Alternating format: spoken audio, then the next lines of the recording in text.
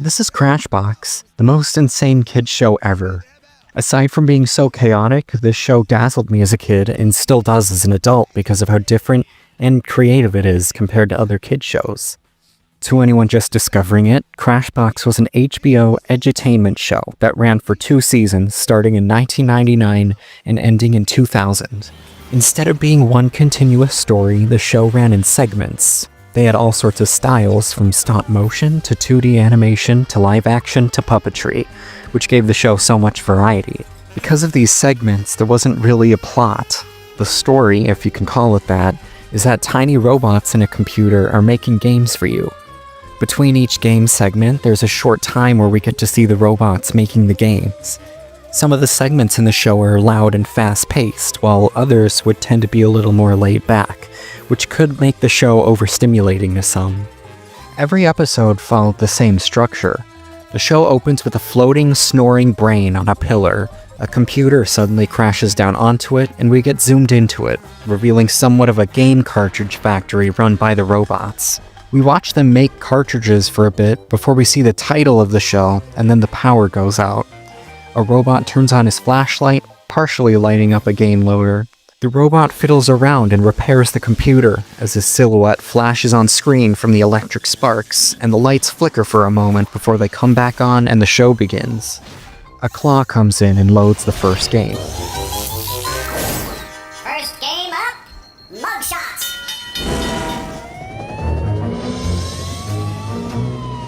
After the game, the loader's doors close, and we get a scene where the robots work quickly to get the next game loaded.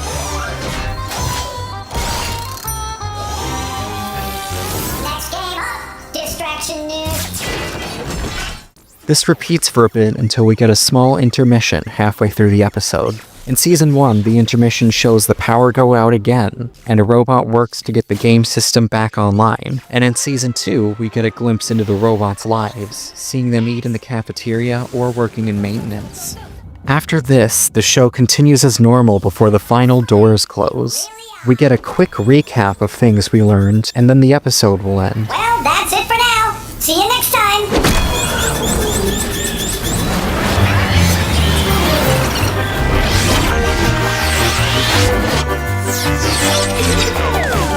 Each episode featured a mix of segments from a pool of 18 unique games, keeping things fresh and unpredictable. Each episode would only feature 7 or 8 games out of the 18. Now that I've given the story on the show, I'm thinking I should rank all the games that are in this show from worst to best, so I can include longtime fans of the show and some curious people learning about it for the first time. I'll start by explaining the game, then giving my honest opinion. To clarify, there aren't any games I truly dislike, except for one, so I'll have to say that most of them are very solid games. I'll be scoring all 18 of them using 2 criteria: how well made I think it is, and how much I enjoy it on a scale of 1 to 10, and add up their scores to rank them. If there's a tie, I'll break it by picking the game I enjoy most out of them. Here we go.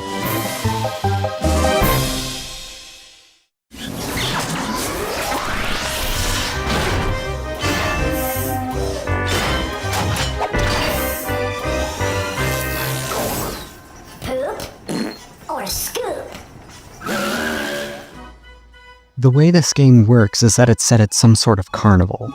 A hand will spin a wheel, state something about the animal it lands on, and we guess poop, which means false, or scoop, which means true. You've heard of flying fish and flying squirrels, but what about flying snakes? Poop or scoop? Some snakes can fly.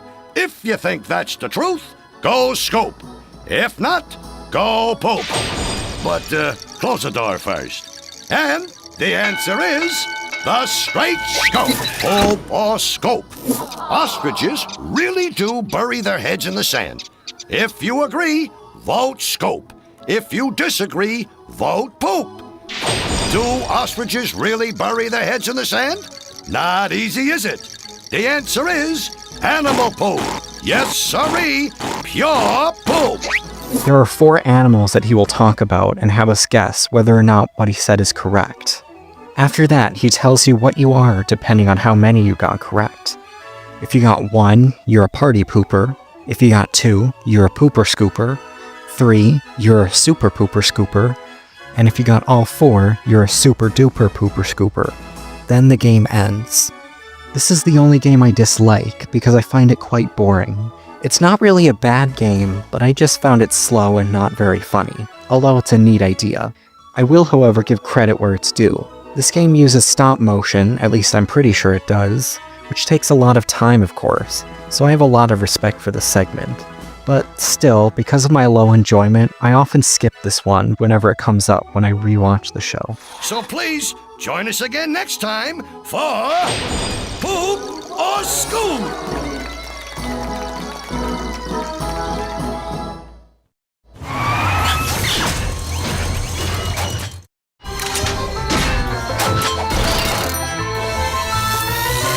Stand by for Lens McCracken. In this game, the world's worst detective, named Lens McCracken, takes way too close-up photos of evidence at crime scenes. The audience has to figure out what the close-up pictures are of. Lens will also give hints as to what the pictures are of, about half the time completely giving away the answer. Hey, you guys gotta pay attention here. You're already on thin ice. Look at the photo. Got it yet? Well, you're lucky, because I don't get it either. Once the objects get revealed by his invention, the Solutionator, Holy cow, it's an ice skate. Lens puts everything together and tells a story of how he thinks the crime happened before the game ends. It sounds good on paper, but this game is a bit slow and it's mostly just still images. But I do like how some of his explanations are completely ridiculous at times. As a kid, I remember the photos being way too easy or way too hard to figure out what they were of, with no in-between. This is also one of 4 games that was not in Season 2. Perhaps next time you'll pay closer attention so that one day you'll be as good as Lens McCracken. Photo Snoop.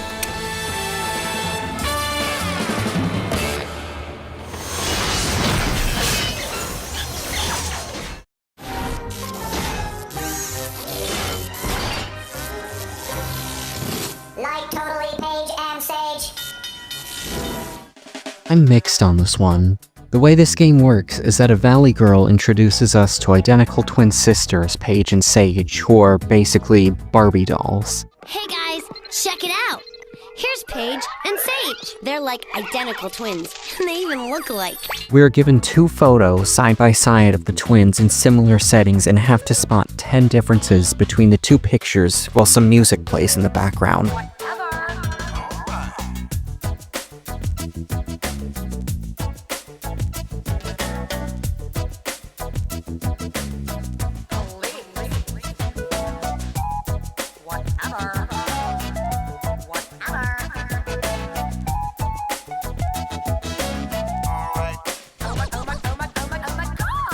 After a minute, the Valley Girl points out all the differences and the game ends. This might be the laziest game in the show. The images do change every few seconds, but not all that much, but I still like the sets. A problem I've heard people have with this game is that they found the Valley Girl and music annoying. I honestly don't mind them. In fact, I think they're funny additions. I actually like this game, but I'm not really sure it belongs in the show. So while I have a fun time with it, I don't think enough effort was put into it for it to be any higher on the list. This is another game that did not make it to Season 2. Gotta go! Ciao!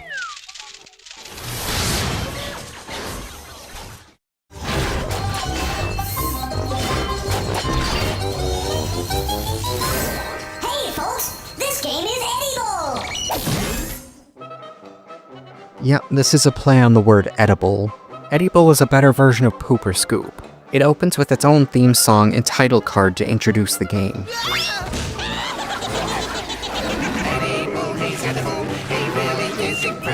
He's simply the best of the bunch. There's simply no disguising that he's so appetizing that we want him for our lunch. The way this one works is Edible, a zookeeper, gets eaten by an animal, and then we follow him as he floats through the animal's insides, and he gives clues as to what animal ate him. They gather round in sort of a group huddle to draw up a play to see how they're going to chase down their prey. After he gives the clues, we'll make a guess as to what animal ate him, then he'll reveal it before he gets vomited out. I think it's weird that a lot of the animals that eat him aren't carnivores or are too small to eat a human. I also think Eddie can be a little annoying at times, but this is a short segment, so it's not too bad. The stop motion is also nice, but that's really about it. This game's a little bland in my opinion. Please don't feed the animals. Edible, he's edible. He really is incredible. And we want him for our lunch.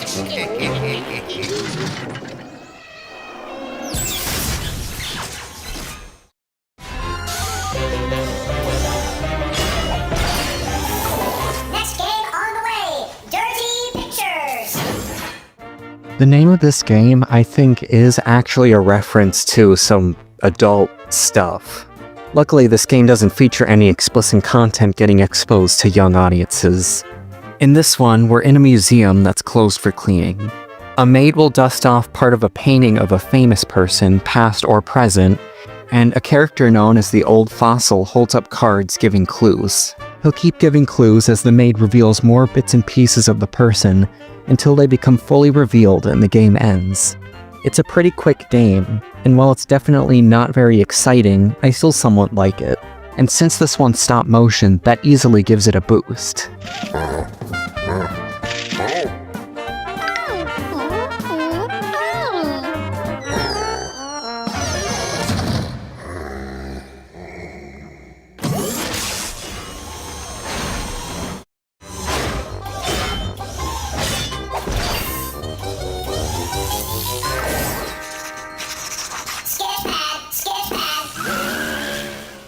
This is one of those games where you're told a story where a key detail is left out, so the story you're being told doesn't make sense, and you have to figure out a missing part of the story so that it can make sense. The host of the game, named Sketch, will draw the story in his sketch pad in order to help you visualize the story, and then will show you the missing pages in his sort of comics. For example, in one episode, the story is, a couple has a baby in Boston, Massachusetts, but the baby is not an American citizen, even though the parents were also born there. After he tells the story, he'll ask a question to help you out. His hint in this episode being, when can you be born in Boston, Massachusetts, and not be an American when your parents were also born there? This game tests your deductive reasoning, and as a kid, I don't really remember getting these right very often. I actually disliked this game back then because I thought it was boring and too difficult, but I've since come around to enjoying it, even if I can admit that it's a little slow. So like I've been telling you, when you really use your eyes, you're gonna draw the right conclusions.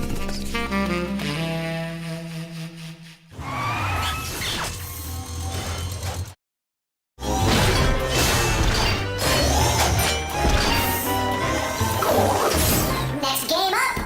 Rattlesnake. This is a game that I can't fully decide on how I feel about it. The snake blows his riddle out of his instrument, which is a weird sentence.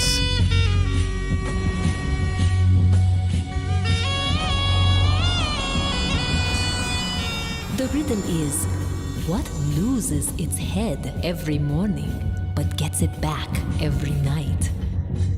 And then a man rises out of the basket and blows the answer out of his horn.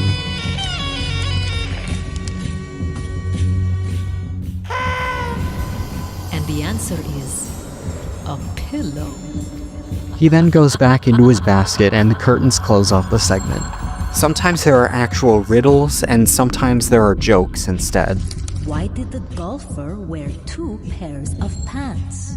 Because he had a hole in one. How do bees fix their hair? With a honeycomb. This game has some nice music and smooth stop motion, as well as a relaxing voice coming from the off-screen announcer.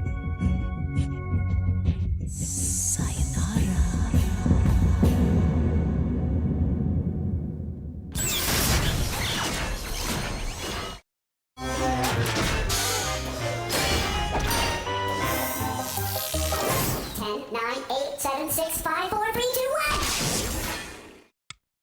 This is a Rebus puzzle game. In case you don't know what that is, it's where some pictures and words are put in a photo and you have to figure out the hidden meaning of them. I've heard some people say this game is boring or that the announcer's voice is annoying. So now you know how to play. You're on your own. You got 10 seconds. And I can get why some people think it's boring, and I actually agree with the latter, but I still enjoy this game. Most of the puzzles are well balanced when it comes to difficulty. I will say the game is better in Season 2. In Season 1, each time the segment comes up, there are only 4 puzzles, but in Season 2 there are 5. Overall, it's a decent game. Well, that's it for now. So keep your feet on the ground and your head in the clouds until it's once more time to play 10 seconds.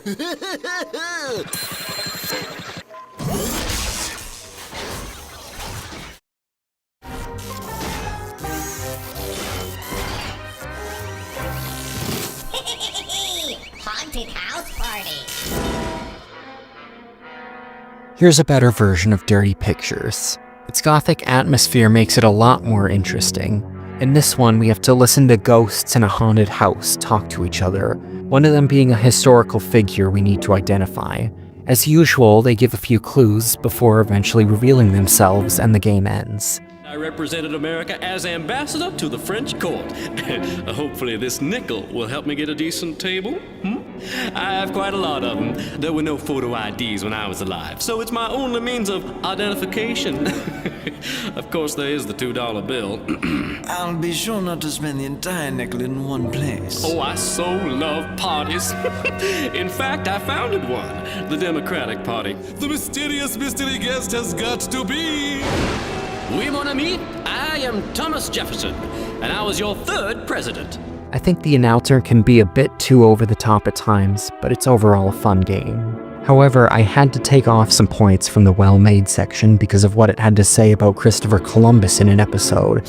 Originally from Italy, he received money from Queen Isabella to find a new route to India, but instead he sailed the wrong way and ended up discovering America. Who is he? I am Christopher Columbus. And the fact that another episode had Noah, a biblical character, in another. This game would have been quite a bit higher if not for those things. Tune in again, at which time you're all invited to the Haunted House Party.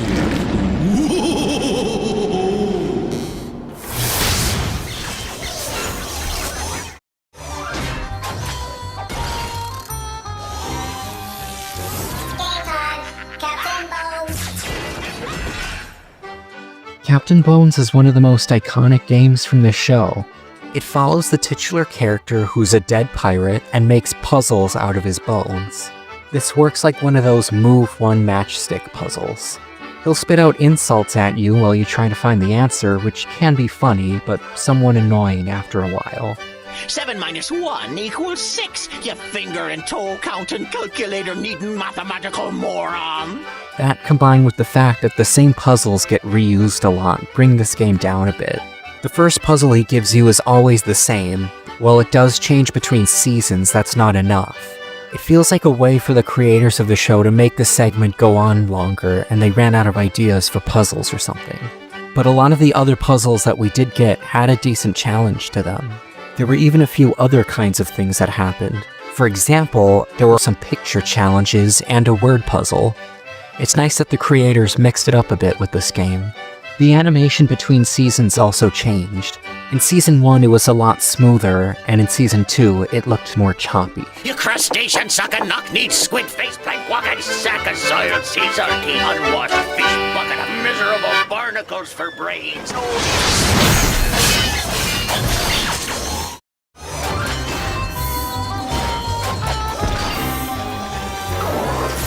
Radio Scramble. This game is exactly what it sounds like, a word unscramble game. The host of the game, radio DJ Jumpin' Johnny Jumble, will have you listen to the radio and unscramble some of the words that you hear. The game has 3 rounds. In the first one, Johnny will play a song for you with a scrambled word, and you'll need to listen to clues in the song to figure out what the word is. He pulls his basketball shorts all the way up to his neck. He buys the ugly sneakers that the coolest dudes reject. He's really Draco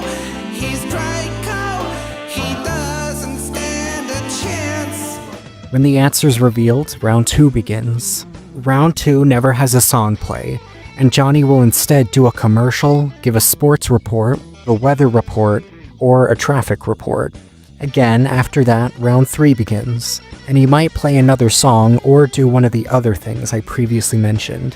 He then signs off and the game ends. This game is almost perfect when it comes to how well made it is. They did use some existing tracks already, but they wrote their own lyrics for the game. What brings it down a bit, though, is that they use some of the same music over and over.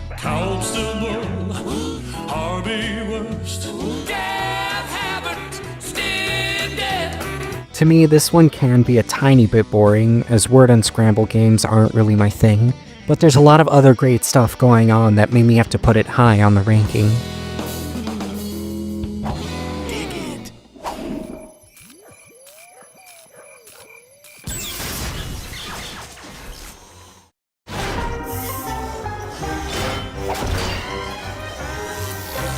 Distraction news on the air in 3, 2, 1.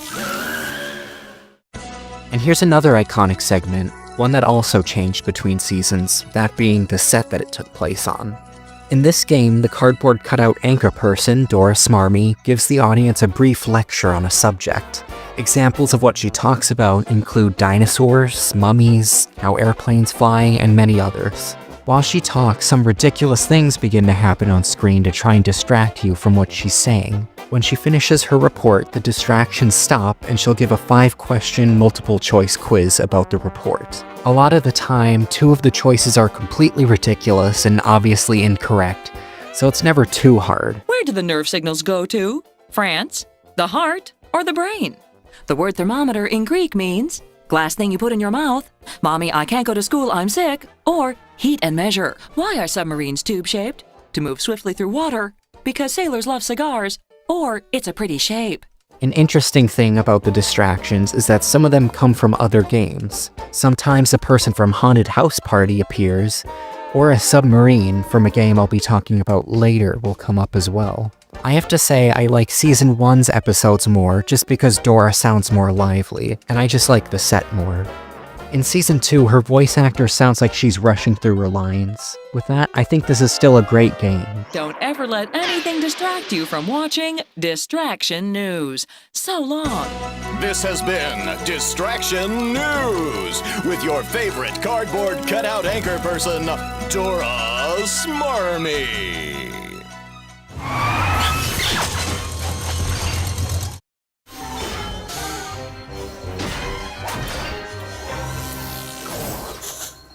Revolting slob. This is definitely the most iconic character from the series, and it's no mystery as to why. Just look at this guy. A lot of people have said they were scared of this as a kid, and that makes a lot of sense. I'm kinda surprised I wasn't. Anyway, this is a vocabulary game. A woman off-screen that we can say is the announcer of the game is in the slob's house and watches his behavior. Her hand actually appeared in 2 episodes, but that's all we ever got to see of her. At least eat better. How about some nice wheat germ? No, beans are better. Phew. Huh? Oh. Here. Why, thank you. Use this. The revolting slob has just offered me his hanky. Yeah. Unfortunately, I can't accept it. She'll also give us a multiple-choice quiz where we have to pick the word that best describes what the revolting slob is doing. The words usually meant something gross, especially in Season 1, which makes me have to knock it down a point, but I think Season 2 did a better job incorporating more unique words. I find it interesting that the game changes a lot between seasons. In Season 1, it takes place in his living room, and he's more angry, sometimes seen as an antagonist. In Season 2, the game takes place in his kitchen, and he has a more goofy personality. I think these gross sets are very nicely detailed. Also, at the end of every segment of this game, the host reveals one of the choices she gave in her questions had to do with getting destroyed. To demonstrate the word, the revolting slob will explode.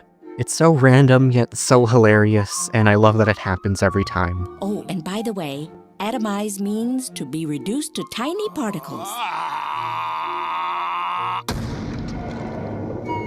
No slobs were hurt in the filming of this show.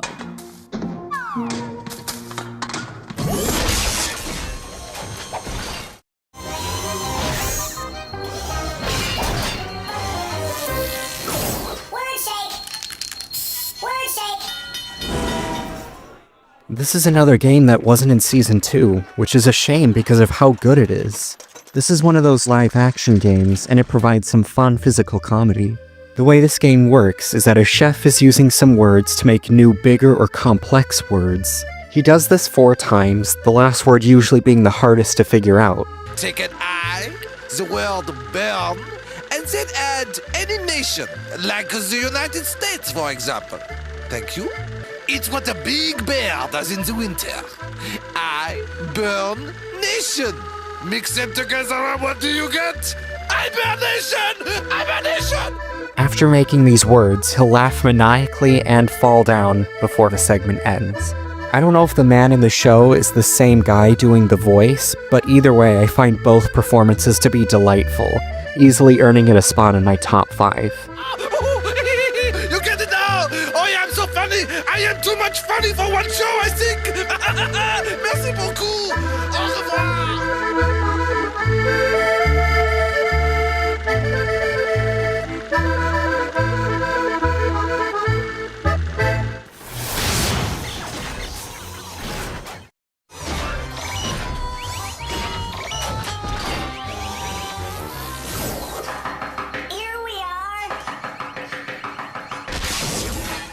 Here we are is about 2 ears trying to find out where they are in the world.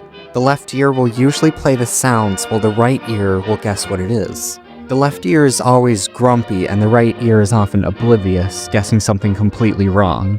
I have to say this is probably the funniest game from the show. Oh boy! A really bad first date? An aerobics class?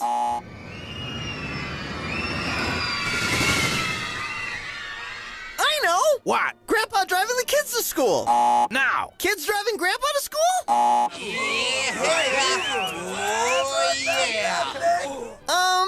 A pack of male chauvinist pigs insensitively showing their appreciation for an attractive woman. Correct. So, where are we? We're on Baywatch! No! One little issue I have with the game is that while it's supposed to be a listening game, what the sound is often hinted at by what the sound waves look like. This game definitely earned its top 5 placement on my list, and it's a shame that this is yet another game that was not in Season 2. That concludes today's episode of Here We Are! And we are out of here!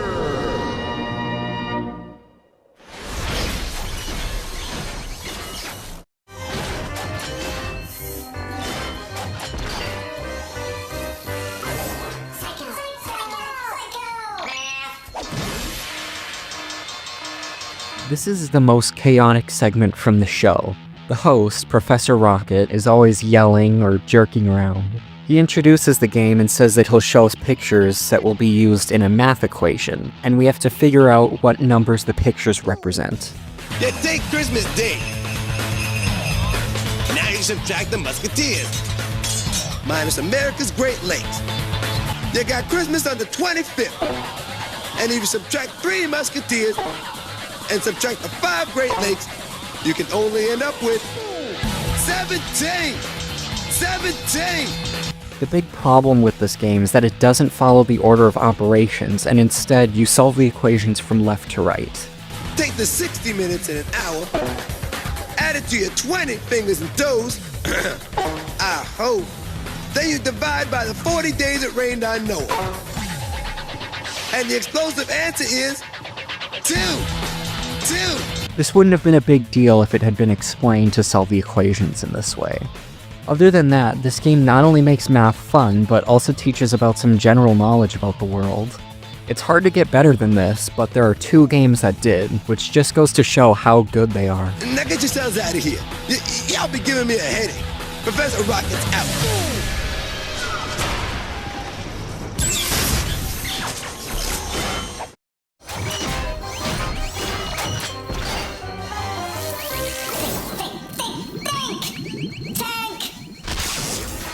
This is my favorite game as a kid, and while it's been dethroned, I still think it's awesome.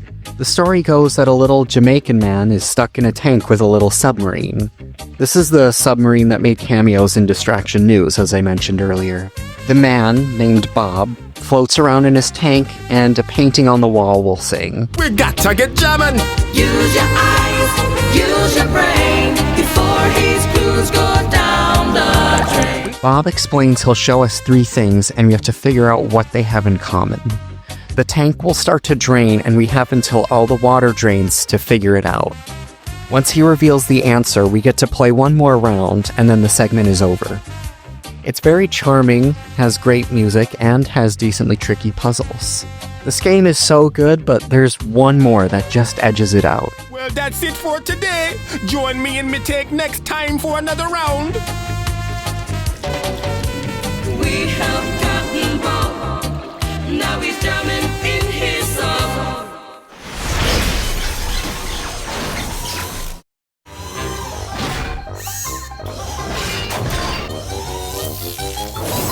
Next game up, mugshots. Hands down, this is the best and my favorite game from the show. It has a mysterious noir atmosphere and amazing music as well. This is a miscellaneous trivia game, and the host is a police detective named Verity, and she shows us 4 suspects of a crime. 1 is innocent and 3 are guilty. The 4 suspects will give their alibi. They'll make a statement that may or may not make sense, and you have to spot the mistake. One person will say something that is correct, thus meaning they are the innocent one, while everyone else is guilty because they said something false. I am utterly irreproachable, Detective Verity. In other words, I'm innocent. Yesterday, I was working on my toothpick scale model replica of Monticello. In other words, Thomas Jefferson's home. You haven't been doing your homework, Verity. I am not guilty. Yesterday, I was studying the 7 wonders of the ancient world in history class. Too bad none of them are still standing. While it's unrealistic, I still think it's a very creative idea, and as a kid I was often fooled by some of these false statements. Verity also has a few funny lines as well. A bingo game. Bingo's for wusses, Verity. Ice hockey's my game. It's amazing what those new vitamins can do. I was out last night at a concert with my wife. We were listening to that fetchy tune there by Mozart. You know how it goes. Bum, bum, bum, bum. It's my favorite. That's a better piece than the one Checkers wears on his head. Also, Verity's voice actor, Maggie Baird, is apparently Billie Eilish's mom, which I find funny for some reason. Given all this, I find Mugshots to be the best game from the show. I love every second of each segment. Monticello. In other words, Thomas Jefferson's home. Count on the Brainiac to be right. Monticello really was Thomas Jefferson's home. You know, Jimmy's the kind of guy I could really fall for. In other words, if he tried to kiss me, I'd jump off a cliff.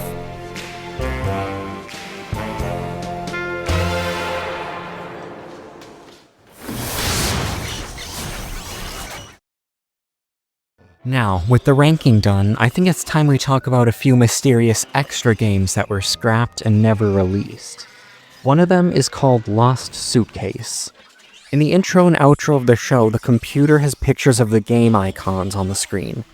You can make out familiar ones like Haunted House Party, Sketchpad, and Psychomath, but there's one shown that never appears in the show at all. The icon features a picture of a suitcase. It was revealed recently by one of the creators of Crashbox that it was going to be a geographical guessing game, where you had to look at an image taken somewhere in the world, and you'd have to figure out where it is. Another lost game is called Dancing Dicky, and it was going to be a riddle-solving game.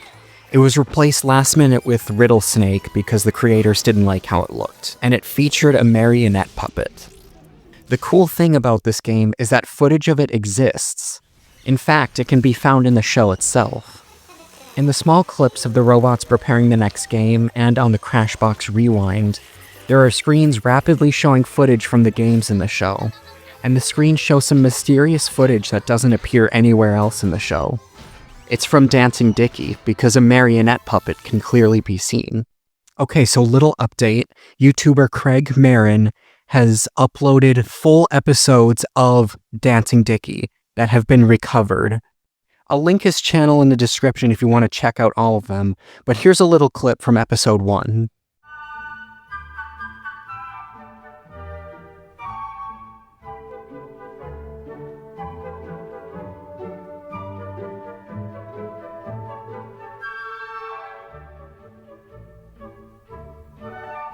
Dancing Dickie's riddle is, if two's company and three's a crowd, what's 4 and 5?